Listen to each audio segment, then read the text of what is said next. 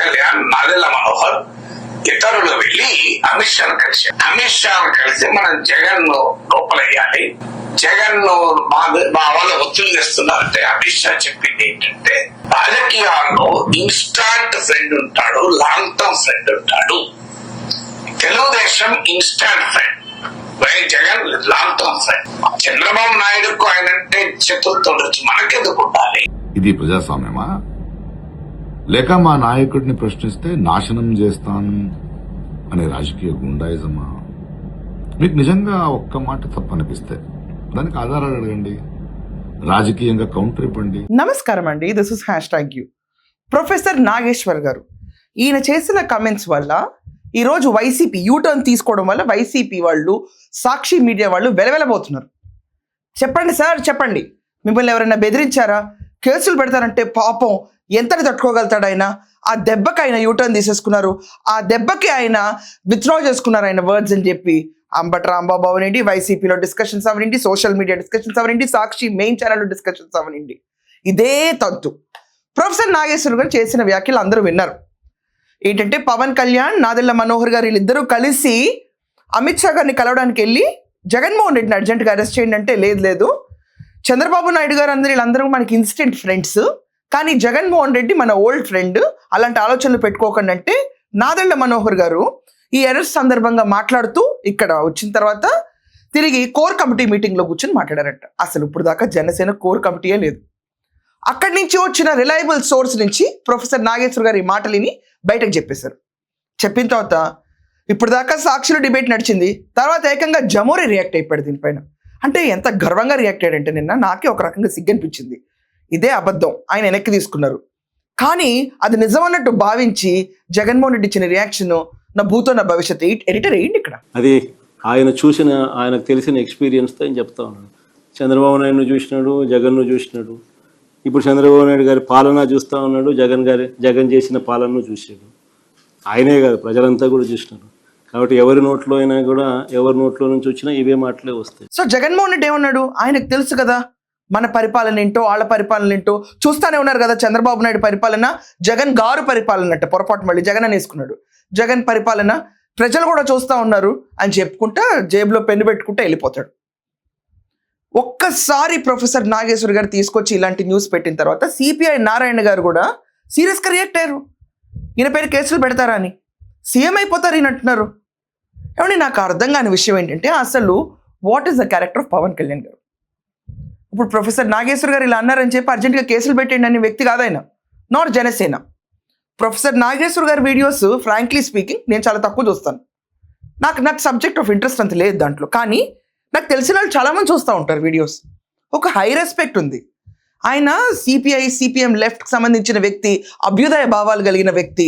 వీళ్ళు న్యూట్రల్గా ఉంటారు, అంతర్జాతీయ న్యూస్ గురించి మాట్లాడతారు. So they have a broad band of knowledge.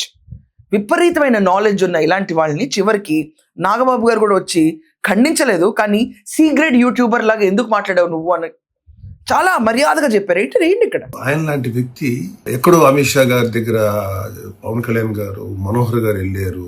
Corrupted party leader అయినటువంటి వైఎస్ జగన్మోహన్ రెడ్డి గారిని కళ్యాణ్బాబు గారు అరెస్ట్ చేయమన్నారు, ఒప్పుకోలేదు. ఈ మాటలు మీ నోట్లోంచి రావటం అంటే ఒక్కసారి అంటే నాకు వేరే వాళ్ళు ఎవరన్నా సరే పట్టించుకోవాలి నాగేశ్వర గారు, కానీ మీలాంటి వ్యక్తి అలా మాట్లాడుతుంటే, ఇలాంటి వ్యక్తులు కూడా మాట్లాడుతుంటే ఈ సమాజానికి నిజం చెప్పేవాడు ఎవడు ఉండడా అనిపించింది. మీరు ఎలా మాట్లాడారు నాగేశ్వర గారు, మీ గురించి చెప్తున్నాను, మీరు తప్పుగా అనుకోకండి.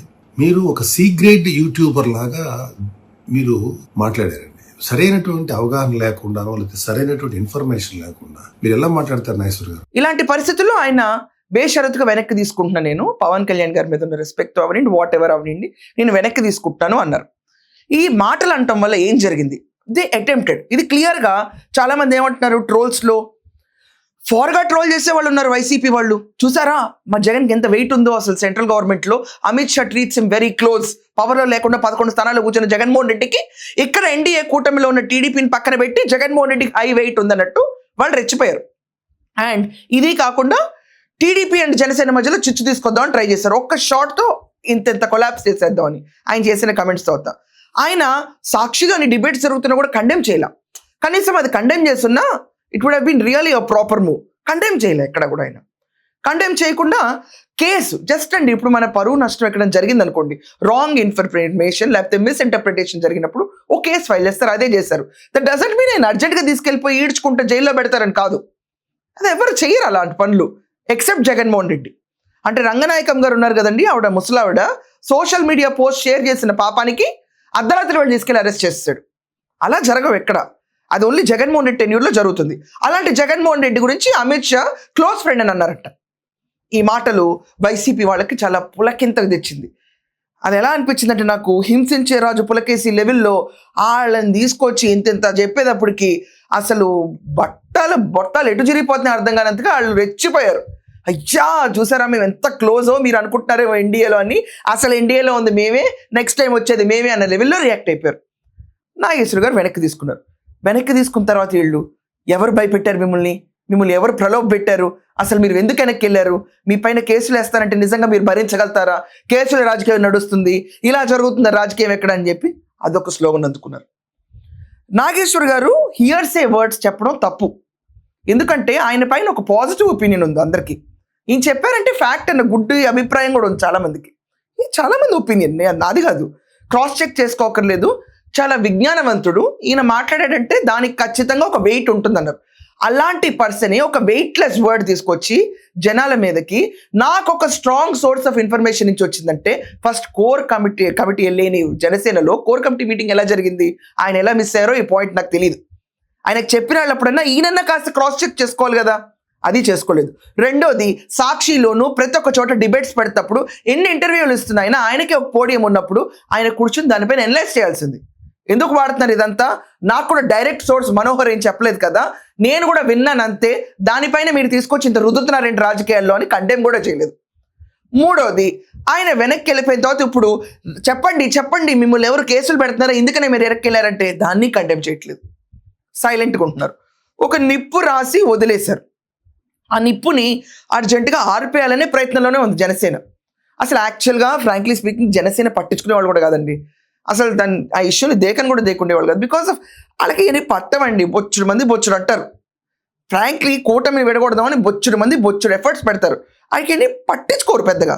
కానీ సాక్షిలో పెద్ద ఐటెం చేసేసి లిటరలీ పవన్ కళ్యాణ్ గారు ఒక గ్రజ్జీ పర్సన్, ఆయన తీసుకెళ్లి జగన్ అరెస్ట్ చేయాలని చెప్పి అమిత్ షా గారిని కోరినట్టు జగన్ అరెస్ట్ చేయాలని అమిత్ షా గారిని కోరటం ఎందుకంటే అతని పైన ఉన్న కేసులు సరిపోవు, దానికి పవన్ కళ్యాణ్ గారు వెళ్ళి కోరాలా, దీనికోసం ఆయన రాజకీయాల్లోకి వచ్చారు.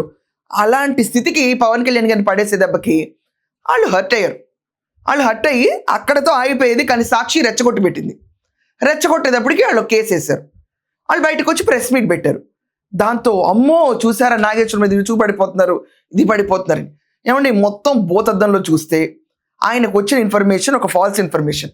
ఆ ఫాల్స్ ఇన్ఫర్మేషన్ తీసుకొచ్చి ఆయన చెప్పడం ఎందుకు చెప్పారో ఆయనకే వదిలేయాలి. ఎందుకంటే హ్యూమన్ ఇస్ ఎర్రర్, కొన్నిసార్లు తప్పులు జరుగుతూ ఉంటాయి. కానీ అదే పుచ్చుకుని వేలాడుతున్న సాక్షిని కండెమ్ చేయకపోవటం it is not an error. అది ఇప్పటికైనా రెక్టిఫై చేసుకోవాలని నేను ఆశిస్తూ, అండ్ ఇదే దెబ్బకి నేను ఇంత క్లోజ్ అని చెప్పి జగన్మోహన్ రెడ్డి ఎల్హంక వెళ్ళిపోయి హాయిగా పడుకుని ఉంటాడు. సో అతనికి ఏం సూచనలు ఇవ్వాలో కూడా మీ కమెంట్స్లో ఖచ్చితంగా రాయండి. That's all for now. Thank you.